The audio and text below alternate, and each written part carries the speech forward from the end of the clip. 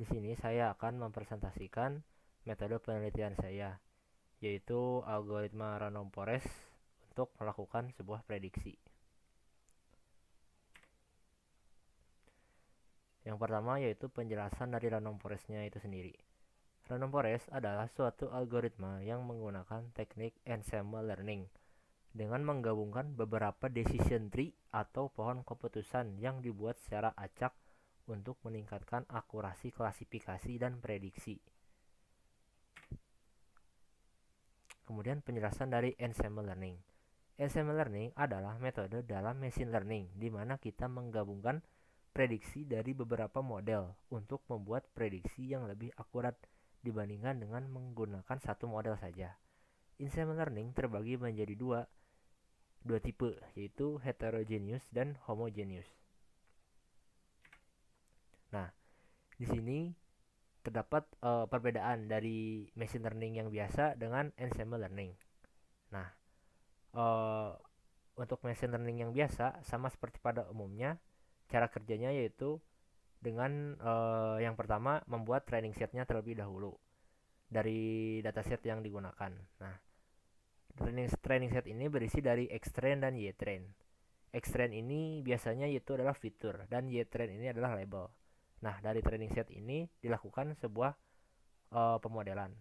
Pemodelan di sini bisa menggunakan algoritma apapun, entah itu KNN, SVM, atau decision tree. Nah, dari hasil pemodelan tersebut dihasilkan trained model atau model yang sudah terlatih. Nah, dari model yang sudah terlatih ini dapat dilakukan sebuah prediksi dari input fitur yang baru dan akan menghasilkan prediksinya gitu. Ya, pred inilah prediksi. Nah, sementara ensemble learning, ensemble learning di sini yaitu tipe heterogeneous. Tipe heterogeneous ini yaitu adalah ensemble learning yang menggunakan tipe model yang berbeda-beda seperti yang terlihat di sini, yaitu ada KNN, SPM, dan decision tree. Nah, untuk cara kerjanya sama seperti ML tadi sebelumnya, cuman di sini tuh dibagi menjadi beberapa model gitu kan. Training set ini masuk ke KNN, masuk ke SPM, dan masuk juga ke decision tree seperti itu. Dari KNN akan menghasilkan trend model 1, dari SPM akan menghasilkan trend model 2, dan dari decision tree akan menghasilkan trended model 3. Dari KNN pun akan menghasilkan prediksi 1, SPM menghasilkan prediksi 2, dan dari decision tree akan menghasilkan prediksi 3. Nah, dari beberapa model ini akan dilakukan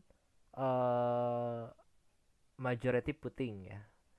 Majority putting atau aggregating. Nah, entah itu bisa menggunakan dari nilai rata-rata yang keluar atau menggunakan nilai yang paling sering keluar, dan dari hasil tersebut dapat didapatkan prediksi finalnya seperti itu. Ini untuk tipe ensemble learning tipe heterogeneous. Kemudian pada slide berikutnya ensemble learning tipe homogeneous. Ensemble learning tipe homogeneous ini yaitu menggunakan model yang sama gitu, satu model yang sama seperti itu. Menggunakan beberapa model tapi tipenya sama. Untuk cara kerjanya sama seperti tadi, cuman di sini terdapat sebuah perbedaan, yaitu random sampling with replacement. Proses ini dilakukan supaya training set yang digunakan model-model yang sama tersebut berbeda-beda. Soalnya kalau menggunakan training set yang sama, maka hasilnya pun sama juga gitu. Jadi sia-sia juga kan. Nah, makanya sebelum dilakukan pemodelan, pada ensemble learning tipe homogeneous ini dilakukan random sampling with replacement dengan menggunakan teknik Bayesian atau bootstrap aggregating. Nah, teknik ini yaitu menghasilkan bag 1, bag 2, bag 3 dengan sampel data atau baris data yang berbeda-beda gitu. Jadi dari bag 1, bag 2, bag 3 ini menggunakan sampel data dari dataset yang berbeda-beda gitu. Jadi hasil dari pemodelannya pun akan berbeda-beda juga gitu kan. Big 1 akan menghasilkan trend model 1, trend model 2 dan trend model 3. Big 1, Big 2, Big 3 gitu kan. Nah, dari hasil ini akan sama seperti sebelumnya dilakukan majority voting atau aggregating. Entah itu dari hasil rata-rata atau hasil yang paling sering keluar. Dan dari hasil tersebut akan muncul prediksi akhirnya seperti itu. Nah, pada slide berikutnya yaitu cara kerja random forest. Nah, random forest ini yaitu adalah salah satu algoritma yang menerapkan teknik ensemble learning dengan tipe homogeneous. Sama seperti sebelumnya, cuman di sini terdapat sebuah perbedaan yaitu random forest menggunakan Bayesian dan features randomness. Bayesian dan feature randomness ini yaitu memungkinkan sampel data dari setiap peak dan fiturnya juga berbeda-beda gitu. Jadi selain sampel data yang berbeda-beda, fitur yang digunakannya pun berbeda-beda gitu.